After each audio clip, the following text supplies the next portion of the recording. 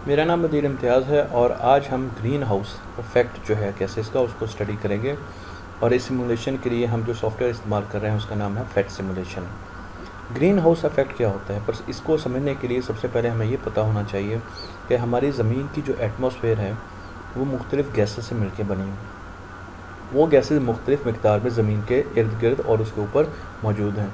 हमें मालूम है कि नाइट्रोजन जो है वो तकरीबन 78% ज़मीन के ऊपर मौजूद है। इसी तरीके से ऑक्सीजन जो है वो 21% के करीब मौजूद है और आर्गन जो है वो 1%। पर इसके साथ साथ कुछ और गैसेस भी मौजूद हैं जिनको हम अमूमन नज़रअंदाज कर देते हैं, पढ़ते नहीं हैं अपने सिलेबस में। वो कौन सी गैसेस होती हैं? वो गैसेस होती हैं methane, CH4, carbon dioxide, water vapours भी होते हैं, उसमें 4% के करीब वाटर वेपर्स भी होते हैं ना। ये जो 3 गैसेस होती हैं, इनके अलावा और भी होती हैं पर हमने यहाँ पर 3 गैसेस दी हैं। इनके कुछ ट्रेसेस हमारे एटमॉस्फेयर में होते हैं, यानी कि ये 1% से भी बहुत कम होती हैं, बहुत ही कम होती हैं, पर इनका इफ़ेक्ट हमारी जो ज़मीन पर लाइफ है, ज़िंदगी है, उस पर बहुत ज़्यादा गहरा है। वो कैसे, उसको हम अभी स्टडी करेंगे। उसको हम ग्रीन हाउस इफ़ेक्ट कहते हैं। तो सबसे पहले हम इनकी कुछ प्रॉपर्टीज़ देखते हैं कि इन मॉलिक्यूल्स की, इन एटम्स मॉलिक्यूल्स की क्या प्रॉपर्टीज़ हैं, और स्पेशली जब हम इन पर लाइट जो है वो डालते हैं तो ये कैसे बिहेव करते हैं। तो मेरे पास यहाँ पर एक टॉर्च है, या आप इसको ट्रांसमीटर भी कह सकते हैं, और इसमें हम 2 किस्म की ट्रांसमिशंस जो हैं वो कर सकते हैं। हम यहाँ से इंफ्रारेड फोटोन जो हैं वो इस पर बम्बार्ड कर सकते हैं, इस पर डाल सकते हैं इस मॉलिक्यूल पे, या फिर हम उस पर विजिबल लाइट, जो कि आम देखने वाली लाइट है, वो डाल सकते हैं। तो विजिबल लाइट का तो हमें समझ आती है कि हम क्यों डाल रहे हैं, ताकि हम उसका पैटर्न देख सकें कि विजिबल लाइट जो है जब वो किसी भी ग्रीन हाउस इफेक्ट रखने वाली गैस पर पड़ता है, उसके मॉलिक्यूल पर, तो क्या इफेक्ट होता है। पर इंफ्रारेड क्यों डाल रहे हैं, इसको हम आगे डिस्कस करेंगे। तो सबसे पहले मैं ये करता हूँ कि मैंने मीथेन लिया, और मीथेन का एक मॉलिक्यूल CH4, 4 हाइड्रोजन के मॉलिक्यूल वो एटम है, और उसके साथ साथ बीच में एक कार्बन का एटम। तो हमने इसको विजिबल लाइट जो है इस पर डाली। ये विजिबल लाइट के फोटॉन्स हैं, पैकेट्स हैं एनर्जी के। जब ये इस मॉलिक्यूल्स पर पड़ते हैं तो ये पेनिट्रेट कर जाते हैं। इनमें किसी किस्म की डिफ्रैक्शन नहीं होती, ये किसी किस्म की एंगल में इनके कोई पाथ बदलते नहीं हैं, बल्कि इनके एंगल में किसी किस्म की चेंज नहीं आती। तो जिस एंगल पे ये आते हैं उसी एंगल पे चले जाते हैं। तो ये हमारे सामने एक बड़ी अच्छी जो है वो चीज़ सामने आ गई कि जब हम लाइट मीथेन पे डालते हैं तो उसको कोई इफ़ेक्ट नहीं होता। इसी तरह CO2 पे करते हैं। अब ये CO2 का एक मॉलिक्यूल है और इस पर भी लाइट जिस पाथ से आ रही है, CO2 का मॉलिक्यूल गोया के लाइट के बीच में है, पर ये उसको डिफ्रैक्ट नहीं करता, उसको अपने पाथ से हटाता नहीं है, उसमें किसी किस्म की चेंज नहीं आती। इसी तरह वाटर वेपर, पानी जो है वो भी जब लाइट पानी पर आती है, पड़ती है वेपर्स पर, ये पानी नहीं है, ये पानी के वेपर्स हैं जो एटमॉस्फेयर में होंगे, तो लाइट उनमें से स्ट्रेट गुजर जाती है और उस पर एज सच कोई इफ़ेक्ट नहीं आता। और फिर हम नाइट्रोजन पे भी देख लेते हैं, और अब मैं ऑक्सीजन पे भी देख लेता हूँ। तो हमने ये देखा कि लाइट जो है विजिबल लाइट, यानी वो लाइट जो नज़र आती है हमें उस बैंड में लाइट करती है, वो लाइट जब इनमें से किसी भी गैस पर पड़ती है तो वो जिस एंगल से आती है उसी एंगल से चली जाती है। उसमें किसी किस्म की लाइट के फोटॉन्स को या लाइट के एनर्जी पैकेट्स को किसी किस्म की हर्डल नहीं मिलती, कोई एंगल में चेंज नहीं आता। अब हम आते हैं और आके देखते हैं कि इंफ्रारेड में क्या होता है। अब इंफ्रारेड देखते हैं। इंफ्रारेड क्यों देखते हैं, इसकी एक मैं छोटी सी एग्जांपल जो है वो आपको अगली जो स्लाइड होगी उसमें दूंगा, पर मैं आपको थोड़ा सा बता दूं कि जब लाइट आके ज़मीन से टकराती है, लाइट आके ज़मीन से टकराती है तो जो रिफ्लेक्ट बैक होती है वो वाइट लाइट या विजिबल लाइट नहीं होती। विजिबल लाइट आके ज़मीन से टकराई और जब वो बाउंस बैक होती है या रिफ्लेक्ट होती है वो इंफ्रारेड बन चुकी होती है, यानी ज़मीन उसकी वेवलेंथ चेंज कर देती है, उसकी फ्रीक्वेंसी चेंज कर देती है, उसका स्पेक्ट्रम चेंज हो जाता है। तो अब जो लाइट वापस जाती है वो इंफ्रारेड यानी हीट होती है। एक्चुअली इंफ्रारेड हीट होती है। आपने देखा होगा कि हमने कई मरतबा थर्मल इमेजिंग देखी है कि घर के बाहर से ही हमें पता लग जाता है कि अंदर कितने लोग हैं, क्योंकि हम उनकी हीट मॉनिटर कर रहे होते हैं।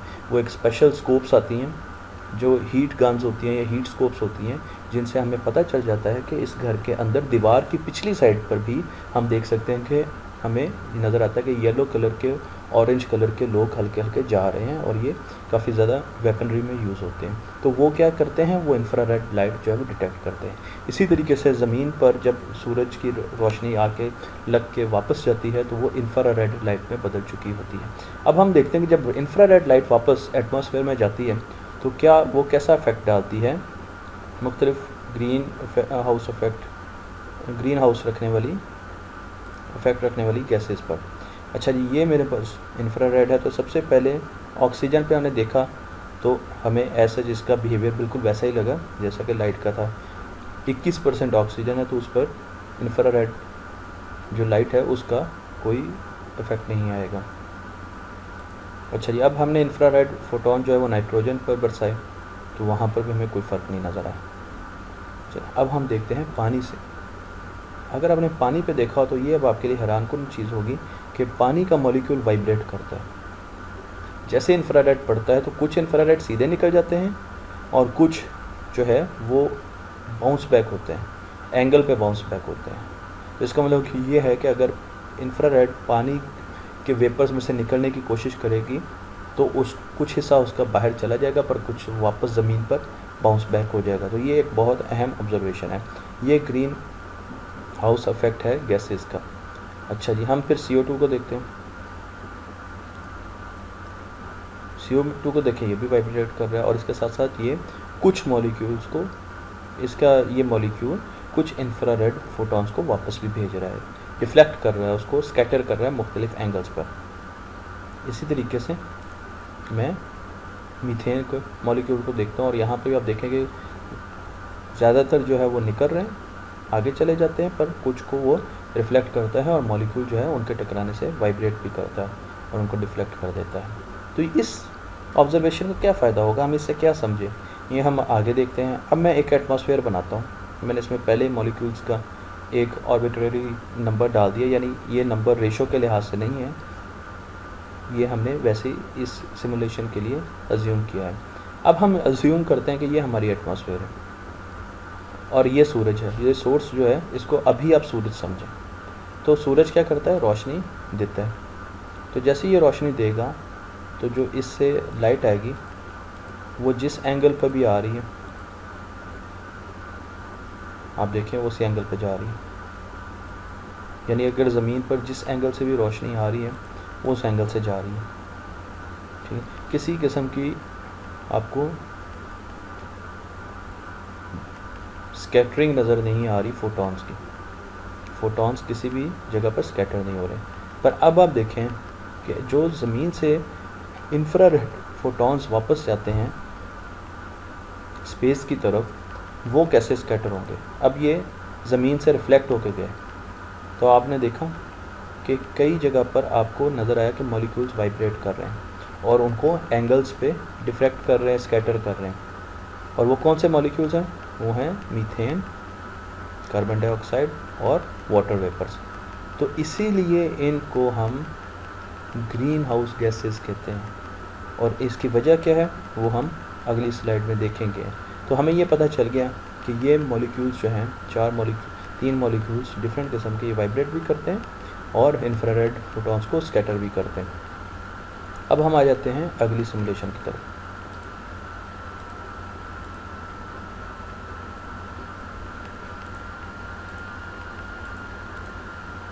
ठीक है जी, ये मेरे पास ज़मीन का एक बड़ा सिंप्लीफाइड मॉडल है और ज़मीन के सिंप्लीफाइड मॉडल में अगर आप ये देखें तो अभी मैं यहाँ पर जो हमारे पास येलो पैकेट्स हैं, ये फोटॉन्स हैं जो सूरज से आ रहे हैं। ये सूरज से रोशनी आ रही है और आके ये ज़मीन पर लग रही है और ज़मीन पर जैसे ये लगती है तो ये रिफ्लेक्ट बैक करती है इंफ्रारेड रेज, यानी इनकी जो फ्रिक्वेंसी है और इनकी जो वेवलेंथ है वो ज़मीन बदल देती है। तो क्या हुआ कि ये एक इंफ्रारेड जो है रीजन में चले जाते हैं, ये हमें नज़र नहीं आते। ये रेड कलर के पैकेट्स हमें इंसानी आंख से नज़र नहीं आते, पर ये ज़मीन की गर्मी की शिद्दत को बढ़ा देते हैं। यानी आप ये समझ लें कि ये हीट है जो ज़मीन वापस कर रही है। अगर हम ये देखें कि ज़मीन जो है वो सारी की सारी लाइट्स जो हैं, जो वेव पैकेट्स हमारे पास सूरज से आ रहे हैं, उसको एब्जॉर्ब कर ले सारी की सारी एब्जॉर्ब कर ले, ज़रा भी रिफ्रैक्ट ना करें, यानी ये सर्कल जो रेड कलर के सर्कल्स हैं, ये इंफ्रारेड है, ये बिल्कुल ज़ीरो हो जाए सारी की सारी। तो ज़मीन जो है उस पर जो टेम्परेचर होगा वो 4 सेंटीग्रेड होता।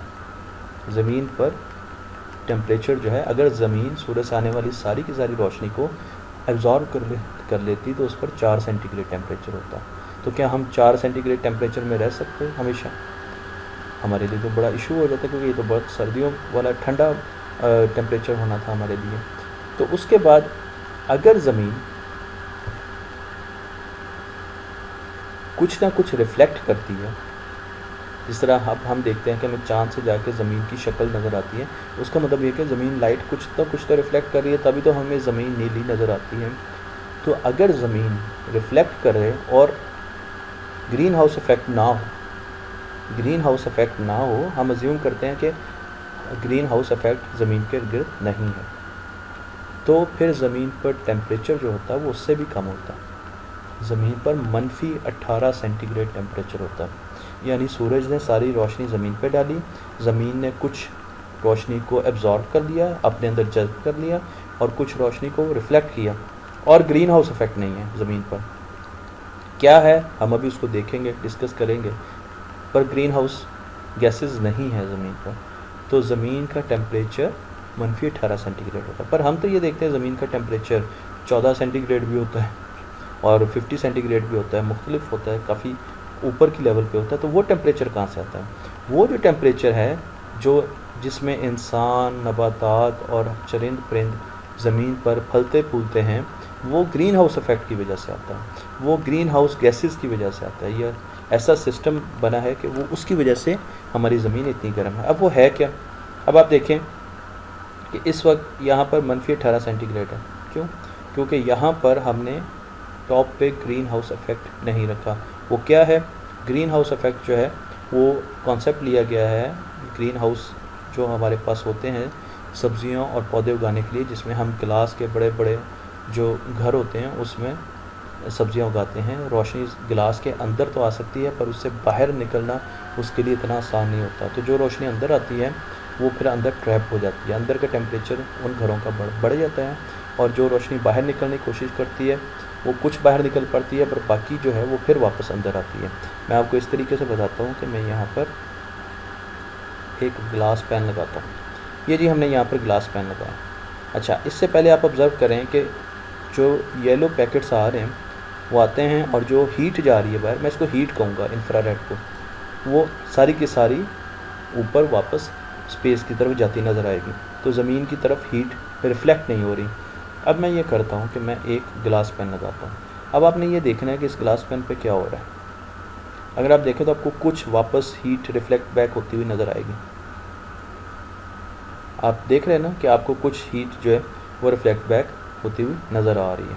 तो इसका मतलब ये है कि जब हीट वापस आती है और वो फिर ज़मीन से रिफ्लेक्ट होकर वापस आती है, फिर उसका कुछ हिस्सा वापस आए, तो ज़मीन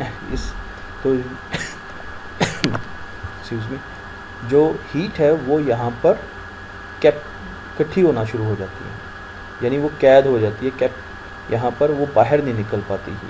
तो सूरज की रोशनी आई, उसने हीट बनाई, हीट वापस गई, ऊपर एक एटमॉस्फेयर में ऐसी प्लेट लगी हुई है जिसको अभी हम तो ग्लास प्लेट कहते हैं, पर ये एक्चुअली एटमॉस्फेयर की ग्रीन हाउस गैसेस हैं, इससे टकराती है। इसमें हमारे पास मीथेन भी है, हमने देखा था, उससे टकराती है। इसमें हमारे पास वाटर वेपर्स भी हैं, उससे टकराती है, और इसमें कार्बन डाइऑक्साइड भी है। तो हीट या इंफ्रारेड जो है मॉलिक्यूल, वो वापस इंफ्रारेड फोटॉन्स जो हैं वो लग के वापस ज़मीन पर आ जाते हैं। तो ज़मीन का टेम्परेचर जो है वो बरकरार रहता है। अगर मैं यहाँ पर 2 लगा दूँ तो आप देखेंगे कि ज़्यादा फोटॉन्स जो है इंफ्रारेड फोटॉन्स वो वापस आएंगे, हीट ज़्यादा ज़मीन पर कैप्चर रहेगी, ज़मीन ज़्यादा कैप्चर कर सकेगी हीट को। तो इस तरीके से अगर मैं इसको 3 कर दूँ तो ये इससे भी ज़्यादा हो जाएगी। अगर हम सब फोटॉन्स को व्यू करें तो अब आपको अंदाज़ा हो रहा है कि कितनी ज़्यादा हीट की डेंसिटी ज़मीन पर ज़्यादा, हीट इंफ्रारेड जो मॉलिक्यूल्स हैं और फोटॉन्स हैं हमारे पास, वो कितने ज़्यादा हैं ज़मीन पर। इस वजह से ज़मीन पे टेम्परेचर ज़्यादा है, और यहाँ पर जो हम ऊपर जाते जाएंगे वो कम होता जाएगा। और उसकी वजह क्या है? ये फ़िल्टर्स लगे हुए थे। ये फ़िल्टर्स क्या कर रहे हैं? ये इंफ्रारेड को बाहर नहीं जाने देते, बल्कि ये उनको वापस धकेलते हैं और कुछ को बाहर जाने देते हैं। और ये फ़िल्टर्स हैं methane gas, water vapours and CO2 gas. तो ये बाकायदा इसको हम कहते हैं ग्रीन हाउस इफ़ेक्ट, और इसकी वजह से ज़मीन पर मुख्तलिफ़ किस्म के जानवर, नबातात और चीज़ें होती हैं। और अगर ये हमारी ज़मीन पर ना हो ग्रीन हाउस इफ़ेक्ट, तो ज़मीन का टेम्परेचर देखें, अब मैंने 3 लगाया तो 89 सेंटीग्रेड टेम्परेचर चला गया। अगर मैं 1 करता हूँ तो आप देखिएगा कि टेम्परेचर जो है वो आहिस्ता आहिस्ता कम होना शुरू होगा, आहिस्ता आहिस्ता होगा। अब देखिए 78 हो गया टेम्परेचर। क्यों? क्योंकि मैंने एक लेयर ख़त्म कर दी, ठीक है, 60 के करीब हो गया। अब मैं एक लेयर और ख़त्म कर देता हूँ, तो अब आप देखें कि ये टेम्परेचर जो है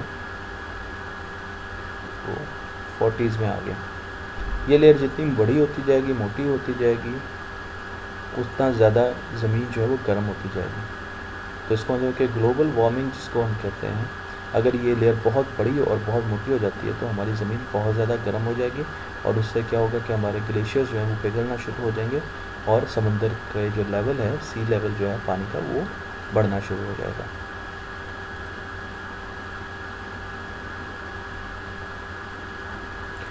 ठीक है जी, अब हम इससे अगला स्टेप देखते हैं, और उसमें है green house effect. Green house effect क्या है, इसको हम अब अगली वीडियो में स्टडी करेंगे।